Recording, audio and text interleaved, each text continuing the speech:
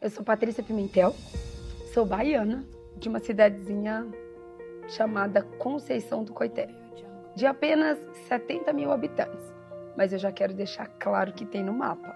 Eu sou uma baiana que não gosto de farinha, nem de acarajé e nem de pimenta, por incrível que pareça, mas em compensação, eu amo milho e amo a alegria dos baianos, porque baiana não nasce, baiana estreia. Eu tinha que falar isso. Ai, olha, minha vida ela foi na verdade construída. Desde pequena, quando eu tinha apenas 7 anos, eu trabalhava na roça. Eu trabalhei plantando milho, feijão, mandioca. Eu acredito que eu não gosto de farinha pelo tanto de tempo que eu trabalhei numa casa de farinha e por ter morado numa casa de farinha. E para quem não sabe, uma casa de farinha é só um vão, onde tem um forno, onde tem as mandiocas que a gente raspa e o forno onde você torra a farinha. Então eu acho que agora eu entendi o porquê que eu não gosto tanto de farinha assim. É porque eu morei numa casa de farinha e trabalhei muito tempo dentro de uma casa de farinha. Então farinha para mim representa um tempo de dor, um tempo de dificuldade. Mas eu lembro que a minha infância também teve algumas alegrias, quando eu plantava milho e fazia disputa com a minha irmã de quem arrancava mais rápido. Eu lembro dos corredores de feijão, quando a gente saía para arrancar o feijão, e a gente também brincava muito. Foi uma infância muito sofrida, muito dolorida, mas ao mesmo tempo também muito divertida, porque o Senhor me deu 4 irmãos de presente. Meu irmão Paulo Henrique, minha irmã, minha melhor amiga Ana Paula, a Sara e a preciosa caçulinha que é a Paulinha. Então eu sempre costumo dizer que a maior riqueza da minha infância foram os meus irmãos. Eu sou filha de um pai que era alcoólatra, uma mãe dona de casa e que teve uma infância com muita dificuldade. Trabalhei dando faxina, ganhava apenas R$2 em cada faxina. E eu lembro que demorava o dia inteiro. Eu também trabalhei na feira vendendo milho. E essa parte é engraçada, porque eu lembro que falava assim, era 6 milho por R$1 de manhã. 6 espigas de milho por R$1 de manhã. Mas à tarde, com sol quente, 40 graus na cabeça, eu nunca vou me esquecer de quando eu começava a gritar na feira assim, deu a louca no patrão, era 6 espigas por R$1, agora é 12, é 12, é 12. E eu lembrava do meu pai. Eu fazia essa promoção. Primeiro que eu precisava vender todos os milhos antes de chegar em casa, porque se eu chegasse em casa com algum milho no carrinho de mão, não era barraca, era carrinho de mão. Se eu chegasse em casa com algum milho, eu sei que ia ter problema com meu pai. E também porque o sol já estava muito quente para uma menina de 7 anos de idade, 8 anos de idade, na feira. Então essa frase é uma frase que marcou a minha infância. Era 6 espigas por R$1, mas agora é 12. Deu a louca no patrão. Eu lembro que eu vendia todos os milhos e voltava para casa. Enfim, a infância foi de muito trabalho, de muita luta, mas também de muito crescimento. Eu sei que eu não seria a mulher que eu sou hoje se eu não tivesse tido exatamente aquela infância e aquele pai e aquelas experiências. Uma parte muito boa da minha infância é quando eu comecei a trabalhar na rádio, mesmo sendo uma rádio pirata. Foi um refrigério para mim. Era como se eu tivesse me encontrado. Trabalhar como locutora na rádio era para mim uma das melhores coisas do dia. Então eu trabalhei durante 7 anos. Eu passei por 3 rádios diferentes na Bahia. A Paradise FM, a 104 FM e a Rádio Cisal. Essa parte é a parte onde eu comunicava com as pessoas, onde eu falava com as pessoas. E eu trabalhei num jornal que eu amava o final das matérias, que era assim, notícias de Conceição do Coité, Patrícia Pimentel para o Jornal das 8. Gente, eu me sentia, eu consegui esquecer de tudo que era dificuldade, do meu pai alcoólatra, eu esqueci de tudo, era como se eu estivesse num outro planeta, enquanto eu estava comunicando com as pessoas. Então, ali dentro da rádio eu descobri uma paixão pela comunicação, falar com pessoas, por transmitir uma mensagem. E foi por causa disso que eu vim embora para São Paulo. Desde pequena, eu entendia que os meus sonhos, eles eram muito grandes, perto da cidade que eu morava, que era uma cidade pequena fisicamente, porque só tinha 70 mil habitantes. E eu lembro que eu coloquei como alvo de vida ir embora para São Paulo. Eu tinha um tio, ele já faleceu, o tio Elmo, e ele ia todo ano para Bahia. E todo ano ele chegava com um carro novo. E eu lembro que para mim São Paulo era sinônimo de grandeza, prosperidade, sucesso. Meu tio morava em São Paulo, meu tio tinha um carro. Eu comecei a pedir pro meu tio todo ano. Mas o meu tio não me trouxe. Meu tio trouxe a minha irmã, a Paula. Mas aqui eu quero liberar um código poderoso. Eu lembro que eu vivi essa viagem como se ela fosse minha. Eu fiz a farofa de frango com couve para minha irmã. Eu ajudei ela a arrumar a mala. Eu fui levar ela na rodoviária, que ela veio de ônibus. E eu celebrei tanto aquela viagem porque eu já imaginava quando fosse eu viajando. E aí foi muito legal, porque a minha irmã veio e uns 3 anos depois, eu acredito, ou mais, foi a minha vez de vir. Mas eu não vim de ônibus, eu vim de avião. Eu lembro que eu já trabalhava na rádio, eu trabalhei 7 anos em rádio. Foram 7 anos, muitas experiências nessas três rádios. E eu lembro que eu comprei minha passagem por fax e eu vim para São Paulo de avião. Eu tinha, se eu não estiver enganada, acho que eu tinha 14 anos.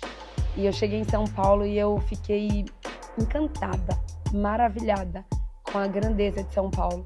E eu lembro que, apesar de uma menina que morava numa cidade pequena, de interior, eu me encontrei. Eu falei assim, gente, é como se eu tivesse vivido a vida inteira em São Paulo.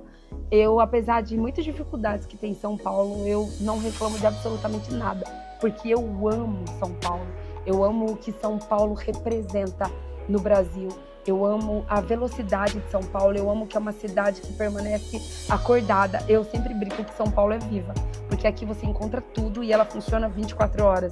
Eu falava assim, é nesse lugar que eu vou viver. Se for para sair daqui, só se for para Nova York. De São Paulo para Nova York. E aqui eu construí uma história linda. Eu fiz faculdade de administração de empresas, para quem não sabe. Fiz um MBA em gestão de finanças e negócios. Escrevi 3 livros. Trabalhei em algumas grandes empresas aqui em São Paulo. Trabalhei em banco. Trabalhei numa grande empresa do varejo. Só que chegou um momento que eu entendi que só trabalhar para os outros não resolvia. Eu entendi o que é o empreendedorismo. E eu queria mais, eu queria muito mais. E uma das coisas que eu sempre desejei no meu coração é ser livre. Ser livre. E eu lembro, gente, que eu odiava bater ponto. Odiava. E eu odiava usar uniforme também, só pra constar. Porque pra mim, com todo o respeito aqui, usar uniforme e bater ponto, mas pra mim aquilo era tolir a minha liberdade. Eu não ter horário pra entrar, eu ter horário pra entrar e não ter horário pra sair muitas das vezes e ter que usar um uniforme e bater ponto. E eu sempre desejei algo no meu coração. Eu vou ser livre. Então, eu pedi demissão. Eu tenho a alegria de falar isso, que eu pedi demissão de todos os empregos que eu passei. Eu nunca fui mandada embora. E eu pedi a demissão sempre por um único propósito e por um desafio maior. E até o dia que eu decidi pedir demissão e nunca mais voltar para trabalhar para ninguém. E foi um marco na minha vida, que ali eu montei 3 empresas, na verdade. 2 empresas em São Paulo e uma em Recife. Aí mudei para Recife, morei 2 anos em Recife. Depois mudei para os Estados Unidos, morei 2 anos nos Estados Unidos. E para mim, pedir demissão foi ser livre. Não ter que bater ponto, não ter que dar satisfação para ninguém. E eu entendi que o Brasil precisa de mais empreendedores. Por enquanto, eu ainda estou na fase do empresariado e do empreendedorismo, mas eu já estou migrando para a parte do investidor, porque eu entendi que agora tem um novo nível, é o nível do investidor. Estou chegando lá. Nessa longa história, nessa longa trajetória, que na verdade não é tão longa, porque eu ainda não cheguei na casa dos 40. Estou quase lá, mas ainda não cheguei na casa dos 40. Eu escrevi 3 livros, um chama Do Sertão para o Mundo, que eu conto um pouco da minha trajetória desde que eu saí de Conceição do Coité até chegar como empresária em São Paulo. O propósito 40 dias conhecendo Jesus, que é de uma profunda experiência que eu tive com Jesus, e o Raízes dos Divórcios, que foi o livro do Romper. É o livro que eu nunca imaginei escrever, mas de todos os livros, foi o livro que mais me libertou. Foi o livro onde eu pude colocar para fora e transformar a minha dor em cura. Foi onde eu entendi que a sua dor pode ser monetizada e a sua dor curada pode salvar muitas pessoas. A sua dor pode ser monetizada e a sua dor curada pode salvar muitas pessoas. E hoje estou em São Paulo, empresária, comunicadora, amo destravar as pessoas em comunicação, sócia do Pablo, e o meu maior propósito de vida hoje é destravar as pessoas na comunicação. Por quê? Porque a minha história de comunicação é 7 anos de rádio, 2 anos de TV, mais de 3.000 palestras, porque se tem uma coisa que eu amo é transbordar. Se tem uma coisa que eu amo é ensinar para as pessoas aquilo que eu aprendi, e muitas vezes aquilo que eu aprendi com alguém me ensinando e aquilo que ninguém me ensinou e eu tive que aprender com as experiências e muitas vezes quebrando a cara. Mas eu entendo que o sábio, ele aprende com o erro dos outros. Então, se eu sei que os meus erros podem ajudar os outros, eu amo e eu não tenho vergonha nenhuma de ser humilhada ou até mesmo de me expor, se for para abençoar a vida de outra pessoa e saber que ela vai prosperar com aquilo, que ela não vai precisar passar pelo que eu passei. Já que eu passei, eu posso abrir o caminho para outras pessoas, eu posso orientar outras pessoas a não cometerem os mesmos erros que eu cometi. Hoje, para mim, palestrar é muito mais do que subir no palco. Palestrar, fazer mentorias, fazer imersões, é transformar vidas, é gerar experiências, é gerar literalmente a transformação que a maioria das pessoas, a alma das pessoas gritam, a alma das pessoas estão sufocadas. E eu amo ver a transformação no olhar, no rosto das pessoas, e isso é nítido, ou em uma palestra, ou em uma mentoria, ou em uma imersão. E fazer mais de 3.000 palestras me trouxe experiência, me trouxe autoridade. Fazer mais de 3.000 lives, gente, eu tenho mais de 3.000 lives. Me gerou uma autoridade que hoje eu entendo por que as pessoas falam assim: ah, você é muito boa para comunicar. Não é só ser boa, não é só simplesmente ser boa, é ter mais de 20.000 horas faladas. É ter mais de 3.000 palestras, mais de 3.000 lives, mais de 1.000 treinamentos, mais de 1.000 ministrações e ter dias que eu passo 18 horas falando. Exatamente isso. Tem dias que eu passo 18 horas falando, ininterruptamente. Tem dias que eu dou 12 mentorias, incluindo mentorias, reuniões, lives. Tem dias que eu faço 4 lives. Então não é só porque eu tenho um dom. Eu reconheço que eu tenho o dom da comunicação. Só que mais do que ter um dom, é aprimorar o dom que Deus te deu. Não adianta você ter um dom se você não desenvolve esse dom, se você não aprimora esse dom. E tem muita gente que tem o dom e despreza o dom. Eu quero aproveitar e fazer uma pergunta para você.